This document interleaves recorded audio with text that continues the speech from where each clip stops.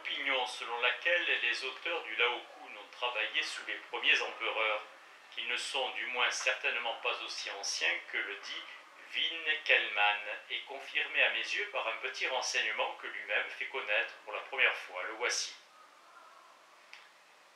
À Nettuno, autrefois, Antium, en 1717, Monseigneur le cardinal Alexandre Albani découvrit dans un grand caveau submergé par la mer un piédestal de marbre noir grisâtre qu'on nomme aujourd'hui Biggio, ayant porté une statue. Sur ce piédestal se trouvait l'inscription suivante.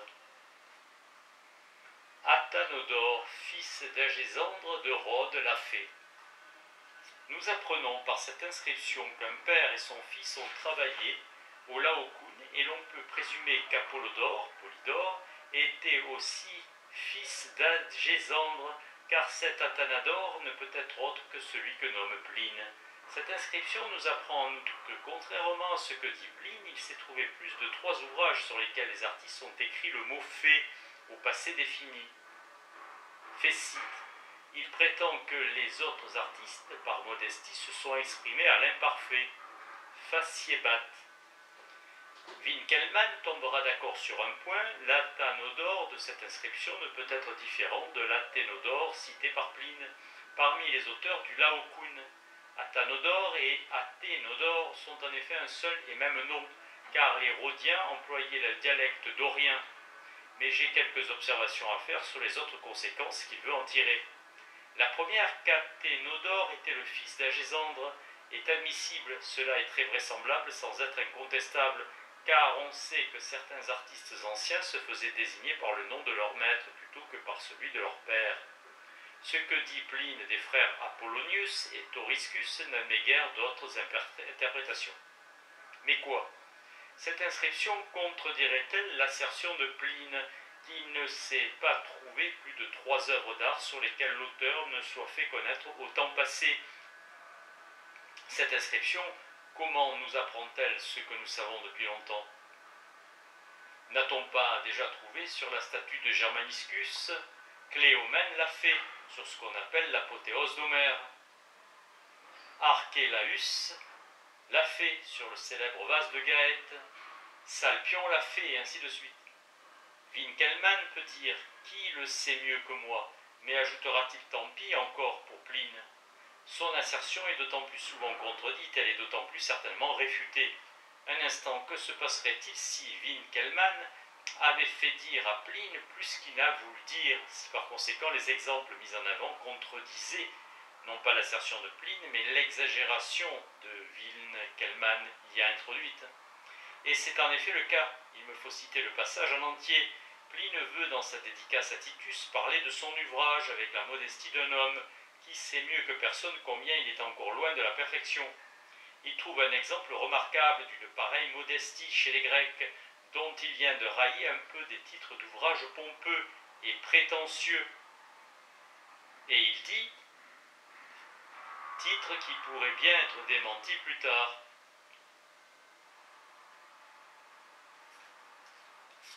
Pour ne pas paraître toujours médire des Grecs, je voudrais qu'on me supposât l'intention de ces maîtres de l'art de peindre et de sculpter qui, vous le verrez dans ces volumes, avaient mis à des œuvres achevées des œuvres que nous ne nous lassons pas d'admirer, une inscription suspensive.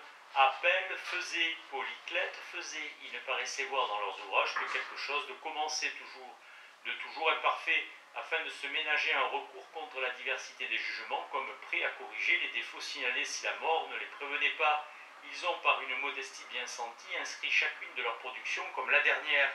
À chacune, il semble avoir été enlevé par la destinée. 3 ouvrages sans plus, je pense, ont reçu, dit-on, une inscription définitive. Un tel a fait, j'en parlerai en lieu et place. Ce fut la preuve manifeste que l'auteur s'était complu dans sa confiance en son œuvre, et ces 3 productions excitèrent vivement la jalousie. Je prie de remarquer les mots de Pline. C'est maître dans l'art de peindre et de sculpter. Pline ne dit pas que la coutume de se faire connaître sur son œuvre, au temps imparfait, ait été générale, qu'elle ait été observée par tous les artistes de tout temps.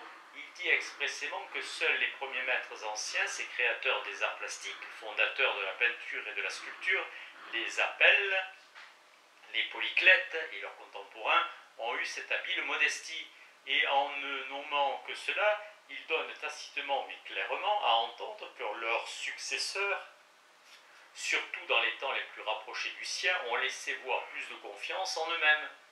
Mais ceci admis, comme on doit l'admettre, l'inscription découverte de l'un des trois auteurs du Laocoon peut être tout à fait authentique, et il peut malgré cela rester vrai qu'il ne nous soit rien parvenu, comme le dit Pline, que trois ouvrages dans les inscriptions desquels leurs auteurs se soient servis de l'aoriste.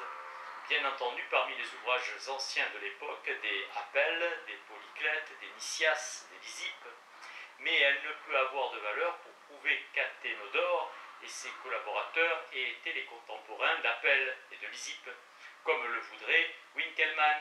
Il faut plutôt en tirer cette conclusion.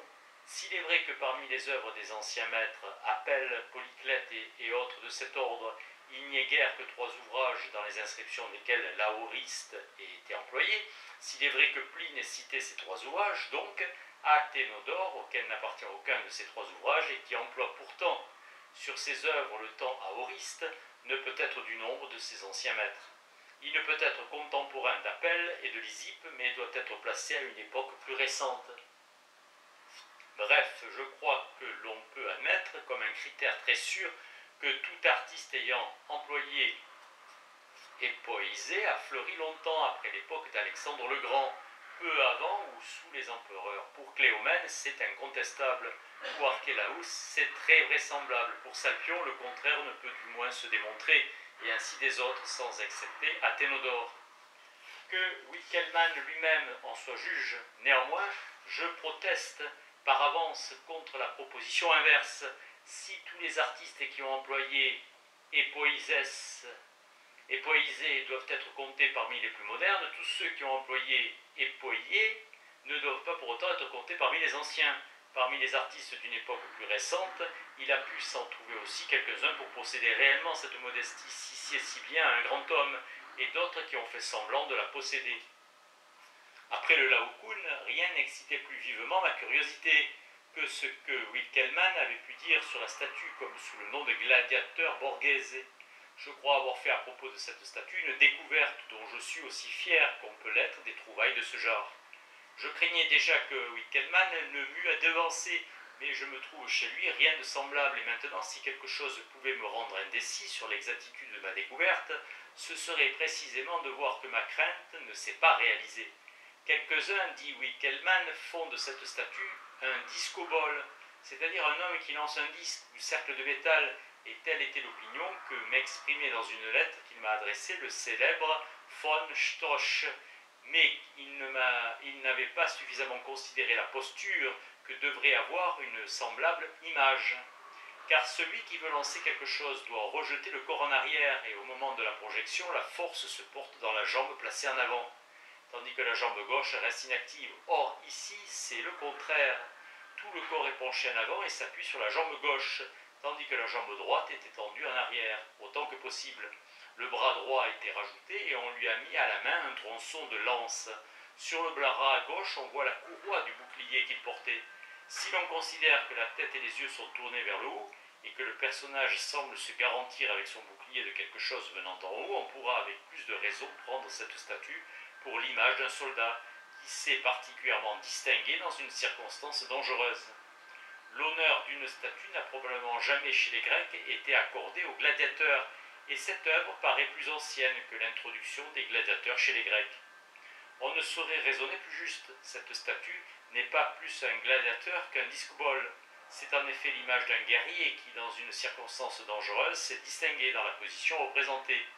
Mais puisque Winkelmann a si heureusement deviné comme s'en est-il tenu là, comment n'a-t-il pas songé au guerrier qui empêche précisément dans cette position la défaite complète d'une armée et auquel sa patrie reconnaissante fait élever une statue? En un mot, cette statue, c'est Chabrias. La preuve en est dans le passage suivant de Népos, dans la vie de ce général. Lui aussi fut placé parmi les plus grands capitaines et fit beaucoup de choses dignes de mémoire, mais la plus brillante est le stratagème qu'il imagina dans la bataille qu'il livra près de Thèbes, lorsqu'il fut venu au secours des Béotiens. Le grand capitaine Agésilas comptait déjà sur la victoire car il avait mis en déroute les troupes mercenaires. Chabrias défendit au reste de son infanterie de céder le terrain et mettant un genou en terre, appuyé contre son bouclier et présentant la pique en avant, il lui apprit à soutenir le choc des ennemis. Agésilas, surpris de cette nouvelle manœuvre, n'osa pas avancer et rappela au son des trompettes ses gens qui allaient déjà charger. Ce trait fut si célébré dans toute la Grèce que Chabrias voulut que la statue qui lui fut élevée sur la place publique par un décret du peuple athénien le représentât dans cette attitude, d'où il arriva qu'ensuite les athlètes et les artistes de tout genre firent donner aux statues qu'on leur dressait la pose qu'ils avaient au moment de leur victoire. Je le sais, on hésitera encore un instant à me donner raison, mais j'espère que ce ne sera réellement qu'un instant. La position de Chabrias n'est pas complètement similaire à celle que nous voyons à la statue du guerrier Borghese. La lance projetée en avant, projecta asta, est commune aux deux, mais le opnixo genu scruto est traduit par les commentateurs par le genou appuyé contre le bouclier. Chabrias montre à ses soldats comment s'appuyer du genou contre leur bouclier pour attendre l'ennemi derrière. Or la statue tient le bouclier en haut. Mais quoi, si le commentateur s'était trompé, si les mots opnixo genu scuto n'allaient pas ensemble, et si l'on devait lire opnixo genu à part et scuto à part, ou joint au projecta asta qui vient après. Posez une simple virgule et la ressemblance devient aussi complète que possible. La statue est un soldat qui, le genou fortement appuyé, reçoit le choc de l'ennemi avec le bouclier et la lance en avant. Elle montre ce que fit Chabrias, et c'est la statue de Chabrias. Ce qui prouve que la virgule manque réellement. C'est le que qui suit projecta et qui, si opnixo genu et scuto vont ensemble, devient superflu. Il y a en effet quelques leçons qui le négligent.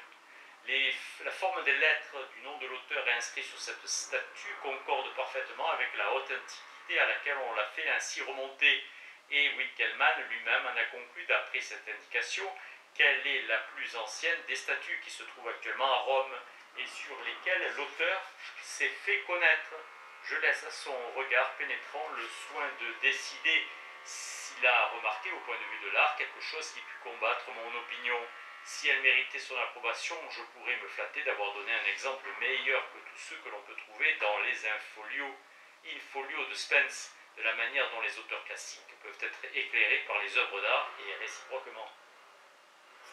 En raison de l'immense érudition, des connaissances artistiques si étendues et si fines avec lesquelles il a entrepris son œuvre, Winckelmann a travaillé avec la noble confiance des artistes anciens qui donnaient tout leur soin aux parties principales, et pour les moins importantes, ou bien les traiter avec une négligence, pour ainsi dire, préméditée, ou bien les abandonner complètement à la première main étrangère. C'est un grand mérite que de n'avoir commis que des fautes que tout le monde aurait pu éviter. Elles frappent à la première lecture, et s'il faut les relever, c'est seulement dans le but d'avertir ceux qui croient être les seuls à avoir des yeux qu'elles ne méritent pas d'être remarquées. Déjà dans ses écrits sur l'imitation dans les œuvres d'art grecques, Winckelmann a été quelquefois induit en erreur par Junius. Celui-ci est un auteur très insidieux, son ouvrage tout entier est un centon, C-E-N-T-O-N. Et comme il veut constamment y parler avec les mots des anciens, il leur prend souvent, pour les appliquer à la peinture, des passages qui, à la place où ils sont tirés, ne traitent de rien moins que de la peinture. Quand, par exemple, Winckelmann veut enseigner que les beaux-arts, non moins que la poésie, ne peuvent s'élever à la plus haute expression par la seule imitation de la nature, que le poète aussi bien que le peintre doit choisir l'impossible vraisemblable plutôt que le simple possible. Il ajoute « La possibilité et la vérité de Longin exigent du peintre, par opposition au surnaturel qu'il exige du poète, peuvent très bien subsister en même temps que lui. Il eût mieux valu ne pas ajouter cela, car cette phrase montre, entre les deux plus grands critiques d'art, une contradiction dénuée de tout fondement. Il est faux que Longin ait jamais rien dit de semblable. Il dit quelque chose d'analogue, de l'éloquence et de la poésie, mais nullement de la poésie et de la peinture. L'imagination rhétorique diffère de celle des poètes. Tu ne saurais l'ignorer, écrit-il à Terentianus. Dans la poésie, le but est l'étonnement, et dans le discours, l'évidence. Et encore au reste, les fictions de la poésie sont pleines d'exagérations qui dépassent toute croyance, tandis que dans l'imagination rhétorique, rien n'est plus beau que la peinture fidèle du réel et du vraisemblable. Seulement Junius a substitué ici la peinture à l'éloquence, et c'est chez lui et non pas chez Login que Winckelmann a lu, surtout parce que le but de l'imagination en poésie est l'étonnement, tandis qu'en peinture c'est la clarté, et les fictions des poètes, comme dit le même Longin, très bien les mots de Longin, mais non le sens de Longin. La même chose doit lui être arrivée pour la remarque suivante. Chez les Grecs, dit-il, toutes les actions et toutes les postures, des figures qui n'étaient pas empreintes d'un caractère de modération, mais trop passionnées ou trop violentes, tombaient dans une faute que les artistes anciens nommaient parenthyrse. Les artistes anciens, on n'en pourrait avoir d'autres témoignages que ce qu'en dit Junius, car parenthyrse était un terme de rhétorique. Et comme paraît le laisser supposer le passage de Longin, peut-être était-il propre au seul Théodore. Il y a encore concernant le pathétique un troisième défaut que Théodore appelait parenthyrse. C'est une émotion intempestive et vive, où il ne faut pas d'émotion ou bien une émotion exagérée, où elle doit être modérée, certes. Je doute beaucoup que ce mot ait pu être appliqué d'une manière générale à la peinture, car dans l'éloquence et dans la poésie, il y a un pathos qui peut être porté aussi loin que possible, sans devenir parenthyrse. Et le pathos, porté au plus haut degré et sans motif, constitue seul le parenthyrse. Mais en peinture, le pathos poussé au plus haut degré serait toujours parenthyrse, quelle que soit la justification qu'il puisse trouver dans les circonstances où est placé le personnage. Selon toute vraisemblance, diverses inexactitudes se sont produites dans l'histoire de l'art, simplement parce que Winckelmann, pour plus de rapidité, n'a voulu consulter que Junius et non les sources elles-mêmes. Ainsi, lorsqu'il veut montrer par un exemple que chez les Grecs, toute prééminence était estimée en quelques jarres d'art, ou de travail que ce fût, et que le meilleur ouvrier, dans la moindre chose, pouvait réussir à immortaliser son nom, il cite ceci entre autres. Nous savons le nom d'un ouvrier qui faisait très bien les balances ou les plateaux de balance. Il s'appelait Parthénius. Winckelmann n'a dû lire que dans le catalogue de Junius les mots de Juvénal auxquels il se réfère ici. Car il avait consulté Juvénal lui-même, il ne se serait pas laissé tromper par le double sens du mot lance, mais il aurait tout de suite reconnu, d'après le sens général que le poète n'entendait pas parler de balance ou de plateau de balance, mais d'assiette et de plat. Juvénal félicite Catulle d'avoir, lors d'une tempête en mer, fait comme le castor qui se coupe les testicules avec ses dents pour sauver sa vie, parce qu'il a fait jeter à la mer ses objets précieux pour ne pas aller au fond avec eux et le vaisseau. Il décrit ces choses précieuses et dit, entre autres, il n'hésitait pas à lancer à la vague son argenterie, des plats faits par Parthénius, une urne au large ventre, digne d'être vidée par la soif de Phollus, ou de l'épouse de Fuscus, puis des bassins, des assiettes, puis des coupes ciselées dans lesquelles a bu l'homme habile qui sut acheter Olente. Ces lances qui se trouvent ici entre les coupes et les bassins ne peuvent-elles être autre chose que des assiettes et des plats? Et que veut dire Juvénal, si ce n'est que Catulle fit jeter à la mer toute sa vaisselle d'argent, où se trouvaient des assiettes ornées par l'art de Parthénius. Parthénius dit le vieux Scoléaste, nom d'un graveur, mais quand Grangeus, dans ses notes, dit à propos de ce nom graveur dont parle Pline, il ne peut avoir écrit cela qu'au hasard, car Pline ne cite aucun artiste de ce nom. Oui, continue Winckelmann, il est venu jusqu'à nous, le nom du bourrelier, comme nous dirions, qui a fait en cuir le bouclier d'Ajax. Cela aussi ne peut avoir été pris à l'endroit qu'il indique à ses lecteurs, dans la vie d'Homère par Hérodote, car on y trouve bien les vers de l'Iliade dans lesquels le poète donne à cet ouvrier en cuir le nom de Tychios, mais il y est dit en même temps expressément qu'un ouvrier en cuir de la connaissance d'Homère se nommait ainsi, et que le poète a voulu prouver son amitié et sa reconnaissance en citant son nom. Il rendit grâce au bourrelier Tychus qu'il avait accueilli à Néontikos lorsqu'il était venu dans son atelier, en le faisant figurer dans ses vers de l'Iliade. Ajax s'avança portant un bouclier de cuivre semblable à une tour, recouvert de 7 peaux de bœuf, et fabriqué pour lui par Tychus, de loin le meilleur des bourreliers, habitant d'Ilée. H-Y-L-E accent aigu. C'est donc le contraire de ce que Winckelmann veut nous prouver. Le nom du bourrelier, qui avait fait le bouclier d'Ajax, était si oublié déjà au temps d'Homère, que le poète eut la liberté d'y substituer un tout autre nom.